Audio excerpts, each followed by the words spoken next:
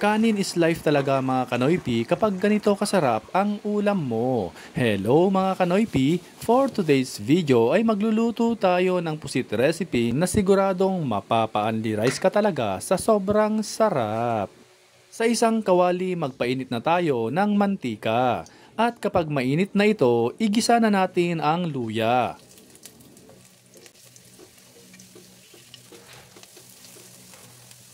Gisahin na rin natin ang sibuyas.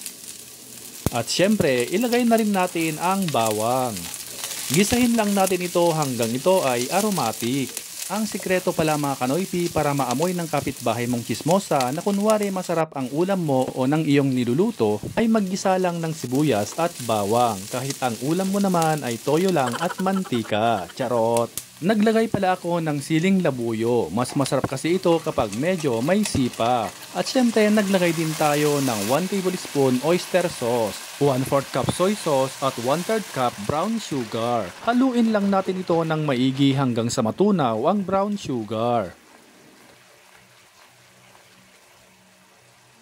Ilagay na natin ang mahigit 1 kilong pusit. Gisahin lang natin ito ng mga 30 seconds. Kung nanonood ka pa rin at this point mga Kanoypi, paki-comment naman saang lugar kayo nanonood para alam namin kung saang lugar nakaabot ang video na ito. Lagyan na natin ng ground black pepper. Lagyan din natin ito ng 1 cup banana ketchup. Haluin natin ito ng maigi at lutuin lang natin ng 1 minuto. Huwag natin itong i-overcook para di makunat ang pusit. Once na ito ay kumulo na, taste and adjust.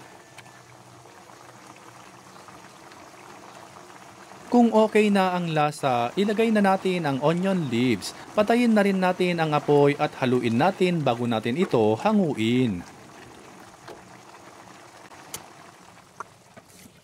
Ayan, at ready na ang ating sweet and spicy pusit.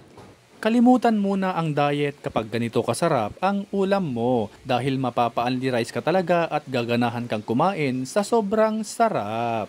Sino ba naman ang hindi mapapa-only rice nito mga Kanoypi? Itsura pa lang nakakatakam na at sabaw pa lang talaga namang ulam na.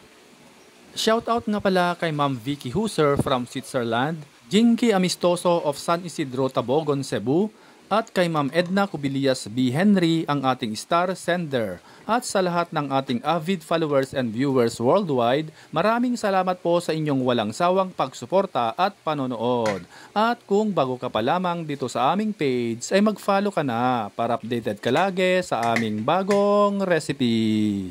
Hanggang sa muli! Kain na mga Kanoypi!